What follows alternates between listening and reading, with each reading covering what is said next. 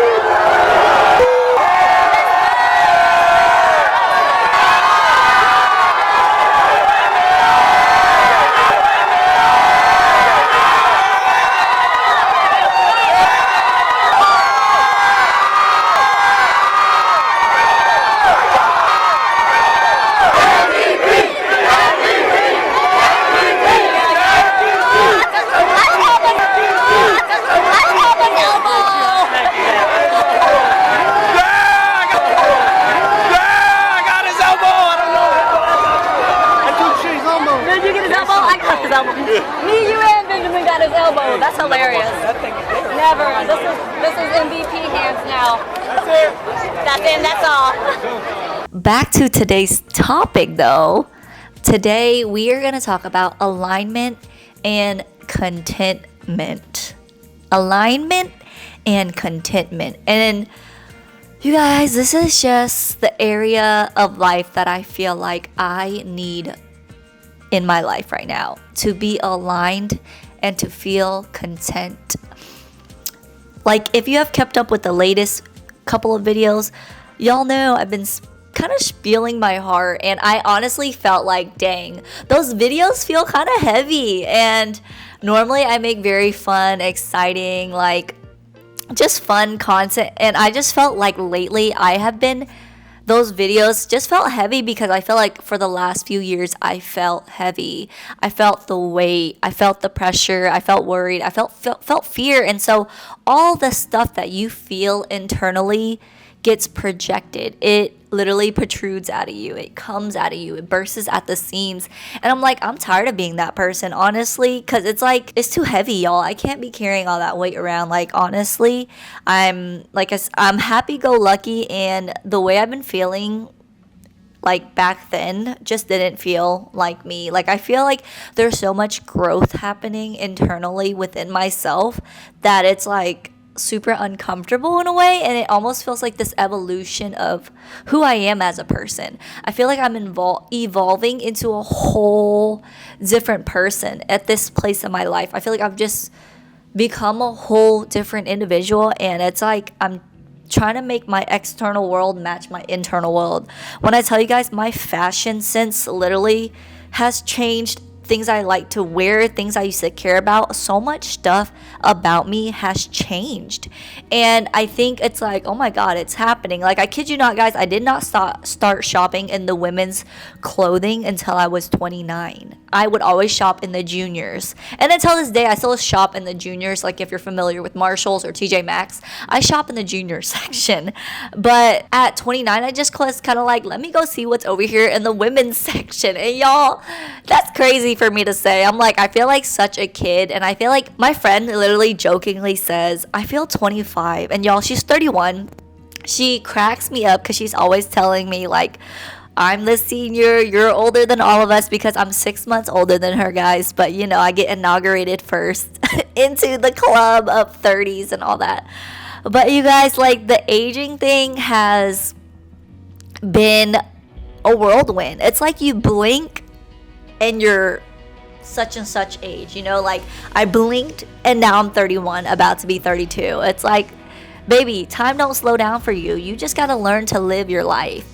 And that's where I'm at, guys. I think I just blinked and felt like my life passed me by. So lately I have been slowing down. You guys, I kid you not, it's been a year and a half of just like shifting. Like I felt like tectonic plates. I don't know, guys. I can't fully explain it, but there's just been so much shifting and changes and stuff happening inside of me. And even my voice, like lately, I guess, like when I started getting into real estate, like I want to say, well, I got licensed literally, it'll be 2 years ago on the 23rd of July. So coming up, you guys, when I got into real estate, I got super self-conscious. Like, I am a girl who grew up in an urban place, and sometimes I might come off with a little twang, a little hood, a little ghetto.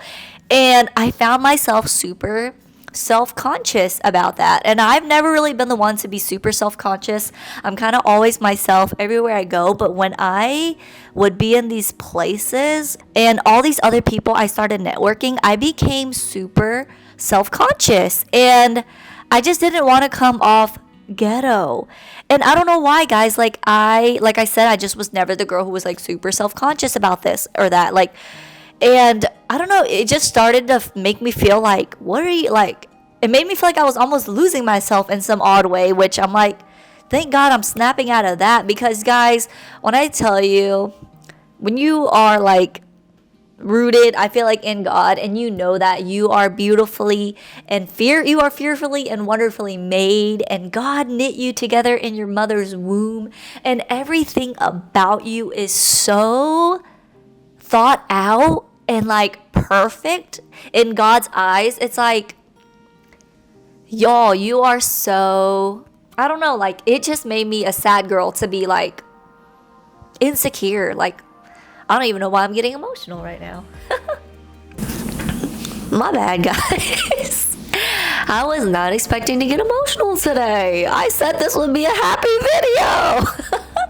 You guys, my apologies. I honestly do not like crying, especially in public, y'all. But I was not expecting to get emotional today. That literally came out the blue. But it's funny because also having emotions and feelings is part of the way God wired us. So you guys, every single thing about us as people and as humans is like a God-given gift. Okay, so like don't shy away from your feelings and your emotions and all this stuff. It's just crazy because we are made in the image of God. Like, God knows the amount of literally the hairs on our head. Like, God knows everything before the foundations of the earth. Everything I do, guys, and everything that I am will always go back to God, because that's just, He's the one who gives me breath to my lungs. So I pray that I always use my voice to give Him thanks and glory. And you know, it's just one of those things where I feel like you can't separate yourself from God, because without God you wouldn't exist. But I'm just like, man, my faith is everything to me. It's literally everything to me.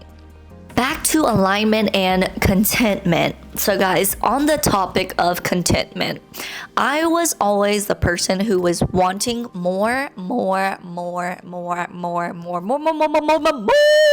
You guys, everything in my life felt like it was not enough. Not enough. Anywhere I got, anything I achieved, anything I accomplished was not enough. And I was always on the mission to get more. About a month ago, I was driving in my car. I think I was going home from getting groceries, and I literally said, I am content. I am content. And I was literally shocked hearing myself actually say it and mean it. Because y'all, if you know me, like, you know that being content is hard for me. Being content was very difficult because I felt like there's so much I want to get, so much I want to achieve, and so much I want to accomplish. And every time I got something, it just didn't feel like enough. And if you're always in this place where you're always trying to like consume, and get more and get more and get more, it could grab you. Essentially, it will have a hold of you. And that's kind of where I was, where I just felt like nothing in my life felt like adequate. And so I wasn't content. And my husband would always be like, I'm content. If this is all that God has for me, I'm content. And I would look at him sideways like, this ain't good enough. And y'all, let's just say God's been doing a work in my heart, okay? And so yeah, like contentment, I think also comes with gratitude. I think when you are thankful and when you're grateful for the people in your life, the things in your life, the food in your fridge, it's like gratitude is a foundation. And if you stand on the foundation and you're thankful and you're grateful for where you're at, this is not to say complacent is different, you guys. Know that complacent and contentment are two different things, okay? Being complacent is completely different. But being content, I think it's just like that feeling of I am enough with or without external things. Like just being content with who you are, where you're at. And this is, doesn't exclude where you're trying to go. I think that was for a long time why my husband, when he say he's content, I'm like, you don't want to do more? You don't want to accomplish more? And I would get bothered. But I think it just had something to do with me feeling like I had to achieve more to validate myself. And when it comes to alignment is so interesting. And I think for a long time, I was the person beating around the bush, doing everything but what I actually wanted to do. And I think a lot of that comes with fear of failure, fear of failing at what you truly want. You guys, I don't know what it is about filming and being on camera and doing YouTube. It brings me so much joy and excitement, and it feels like this is what I'm supposed to be doing. And so with me, it feels aligned. I have done other things, tried other gigs, but honestly, I never lasted in those places because it never felt aligned. I feel like I know when I'm supposed to be somewhere and when that season has come to a close. I was thinking today and I wanted to share some things that I have learned with you guys that I think will be really helpful for you. And one of those things I've heard that really was beneficial for me was different seasons of your life will require different versions of you. Different seasons of your life will require different versions of you. And as you grow up and you try things and you evolve, you'll realize like you're ever evolving. Like my 31-year-old self is not my 28-year-old self. My 28-year-old self is not my 25-year-old self. I feel like with years comes learning, comes wisdom, comes, you make mistakes and you learn from those mistakes. Different things in our life that just don't align with us anymore. Some people are seasonal friends. Some people are lifelong friends. Sometimes you're closer to certain people in certain seasons, and sometimes you're not in the next. And so I think life being and happening in seasons and us growing in seasons, there's going to be different people in our lives at different times. There's going to be different jobs, careers, opportunities for our lives in different times. And I think sometimes some seasons be feeling like, baby, you should have been done. Like, it feels like this chapter needed to be closed a long time ago, whether that's an ex or, there's just so many things this can apply to and relate to. It's very, very vague and can be very applicable to like multiple areas in your life. But like something that I'm really passionate about, and I always had the hardest time navigating. I feel like I got everything else not down packed, but like I know when it comes to my fitness and my wellness, that's I can eat healthy, I can drink my water, I can work out, then you will be fit. I know, obviously, just like with my spiritual life, like I know I can be in the word, be in prayer, get in community, and spend time with God in my spiritual life will be solid. And I think when it comes to my career, it's been one of the hardest things for me to navigate. I have tried, you guys, a ton of things, okay?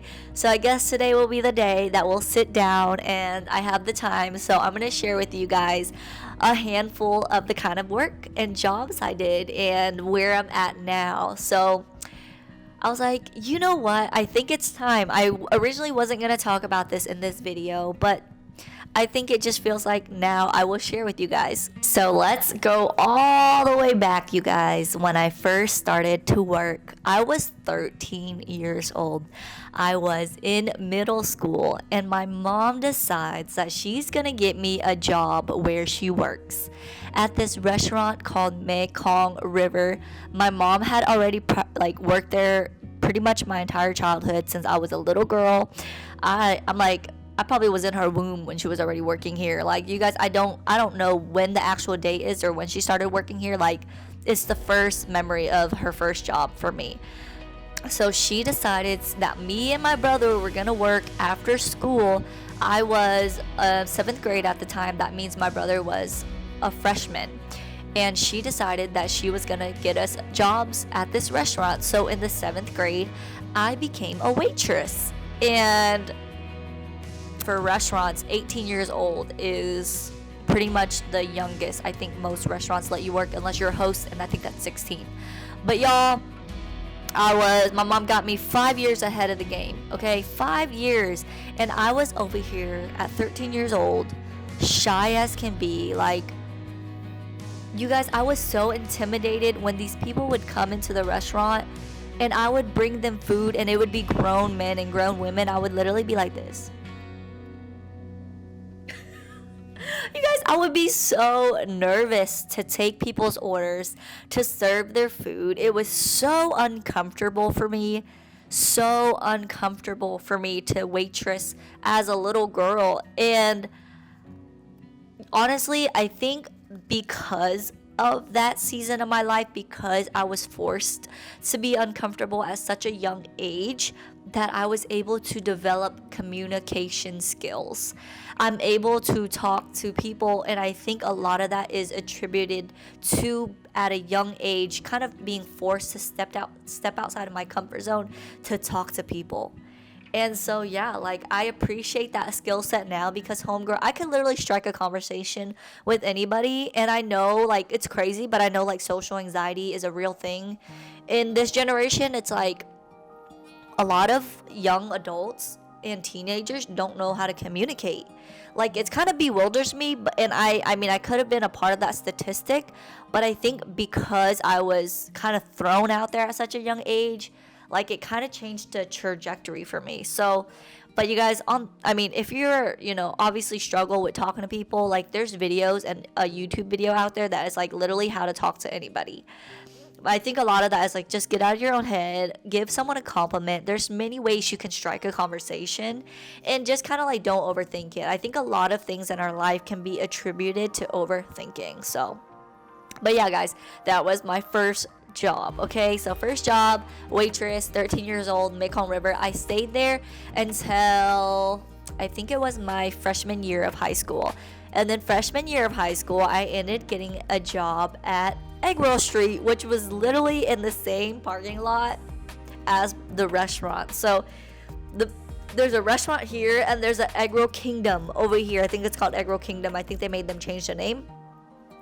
But I worked over there. I literally went from waitressing tables to being I worked the drive-through, and then, like, when people would come and pick up orders, I just kind of give them the food. But literally, I just took orders and sent it to the back kitchen, and then I would get people cashed out. And that job, you guys, was probably one of my favorite jobs. Like, it was so easy. The boss was so nice. And it just gave me money to get by through in high school. Like, I was working there, going to high school. So the whole time I was in high school, I worked there. By the time I graduated high school, when I turned 19, my parents bought this restaurant that my mom had previously been working at. The very first one, guys, where I got my first job, my mom had already been working for this lady for 15 years, I believe, right about there. And my stepfather at the time also worked there. So they went in and they bought the restaurant. So from the time I was 19 to 29, we had that family restaurant. And that became my primary income, was waitressing throughout that whole time, guys, on and off. To be honest, I've had so many jobs, I don't even know if I can keep it in chronological order. But at some point in time, you guys, I worked at YMCA, and I was coaching little kids soccer, and they were itty bitty little tiny toddlers. And then I ended up getting a job at this t-shirt company that I think I found on Craigslist. If you're familiar with t-shirt making process, people put plastisol, which is the ink, and they squeegee it and they screen pen it. It goes down to this big heated conveyor, and I would fold the shirts. I would unpack the shirt shipments, fold the shirts, clean the screens, like, you guys. So I worked in a t-shirt shop for a little bit, and then I sold cars. You guys, I'm sorry, I'm all over the place, but I tell you, I had 1,000,001 jobs. I had 1,000,001 jobs, and then I ended up working for Honda, selling cars. And you guys, this job was not my vibe. It just was not my vibe, y'all. When they say it's like a shark place, it really is. And the cold calling just was not making the cut. It was just not feeling like me. It just felt so for me. I appreciate it for what it was, but I just realized I hate cold calling. And I know a lot of business is door-to-door cold calling, and sales is everything, but warm leads is so much better than cold calling. But yes, sold cars for 3 months. The best thing I did there is I ended up getting a hat trick, which I sold 3 cars in one day, and that was the best I had ever done. And that lasted for 3 months. And then I worked for this company called Thrive. And there was actually where I learned how to photograph things. I think I found this job, I want to say at the time it was on Craigslist, guys.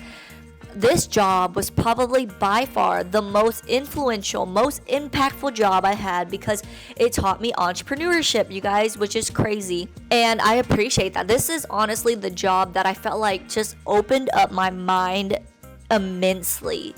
Like, my mind was expanded because of this job, guys. So I applied for a photographer position for wedding photography, and the craziest things, guys, is that they were offering training. They were giving you training to hire you. So they would teach you how to use a DSLR camera, which is a professional camera.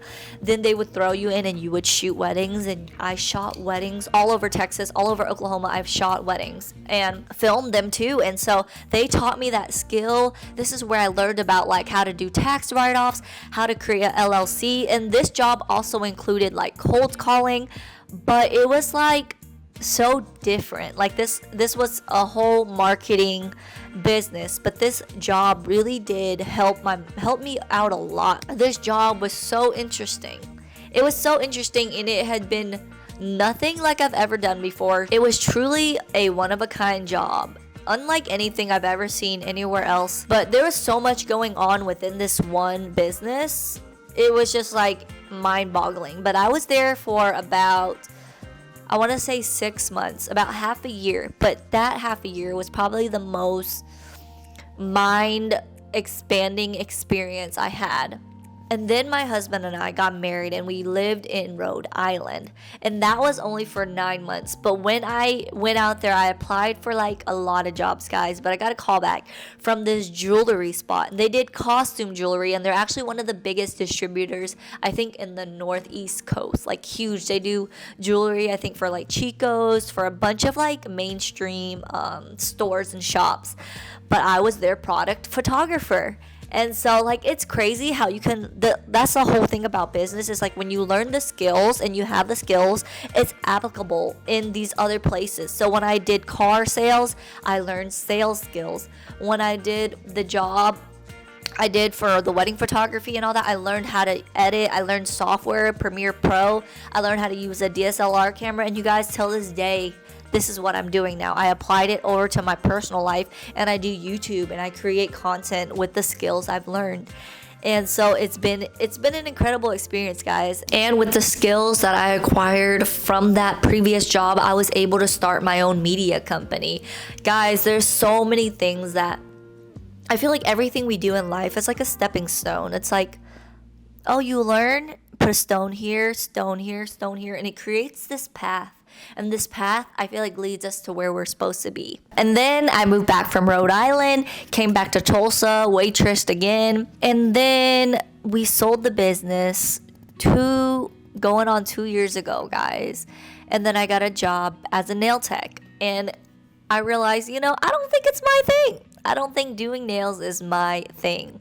And also, guys, during this time after my family sold the restaurant, that's when I also got my real estate license, because I was like, I need a career shift right now because my family's about to close their restaurant. I wanted something that's flexible. I want something that can be lucrative, and I don't know. That's why I ended up going the real estate route. And if anything about anything in entrepreneurship and business has taught me, it's that, man, it takes a lot of grit. It takes a lot of not giving up. It takes a lot of trial and error. It takes you falling down 7, getting up 8. And that is something I'm coming to realize, guys, is that if you want anything in your life, you have to want it bad enough that you keep showing up, even when it feels like there's no movement, even when it feels like there's nothing is changing. If you want it, you have to literally get up and get it, because no one's gonna spoon feed you in this world. And I think that's the hardest pill to swallow, and the hardest truth is no one can want it for you more than you want it for yourself. And so I think that goes back to this contentment and alignment video, is because you gotta dig deep, and you gotta have that dog, and you gotta keep showing up regardless of whether you feel like it or not, you guys. And I think that's where I'm at in my life, is Laura, it doesn't matter what, you have to keep showing up. You have to keep showing up. Starting things is hard, but being consistent with things is probably even harder. To start is hard, to be consistent is even harder. But whatever it is that you are after, whatever it is that you want, I think you have to just keep showing up, putting in your reps, repeating, rinse, repeat, and that's where the growth happens, you guys. If you're trying to build muscle, you got to be in the gym, you got to be getting your reps. And not only that, you have to keep pushing yourself, because at some point, you're not going to grow if you're not stretching or making yourself uncomfortable when it comes to weightlifting. If you're only lifting 5 pounds and it's not challenging you, there's going to be 0 to no growth happening. So whatever it is that you do, I feel like there's a need for challenge. You need to come up against the wall and pivot. You need to come up against something and redirect and realign, because I think so much of it is just oh, that didn't work, let's try something else, or let me try it again and again and again. You guys, I think there has to be a part of you that obviously knows yeah, this ain't working, we gonna move on to the next thing. But I think when you want something bad enough, that you have to be willing to go out there and get it. And this is gonna be the last note I leave you on. This is the last note I'm gonna leave you on. Whatever it is you're trying to pursue, whatever it is that you feel like you're trying to get, baby boo. 4 things for you. 4. Okay? Number 1 that I'm learning is do it messy. Do it messy. Do it messy. Sometimes we want all of our ducks in a row to be all right, I'm gonna start now, but hardly ever are all your ducks gonna be in a row. So do it messy. Number 2, do not overthink it. And I'm preaching to the choir right now, because homegirl, I'm talking about, I was a chronic overthinker. I would overthink everything. Think it forth, think it back, paralyzed, analyzed, paralyzed, baby. No movement was happening because I would think myself to analysis, okay? So don't overthink. Number 3 is the one we were just talking about, which consistency is key. So keep showing up. Keep showing up. Keep showing up. Keep showing up. Consistency is key. And number 4, guys, is no risk, no reward. No risk, no reward. You guys, you can't reap a harvest from something you have not planted. So go out there, take some risk, calculated risk, okay? Calculated risk, but no risk, no reward. And I hope you guys enjoyed this video. Make sure you subscribe. Make sure you like this video and leave a comment down below, and share this with someone if you found it helpful. And I will see you on the next video. Bye, guys. Go enjoy your day. Go enjoy your day. I'm telling you, I'm not asking you. Go enjoy your day.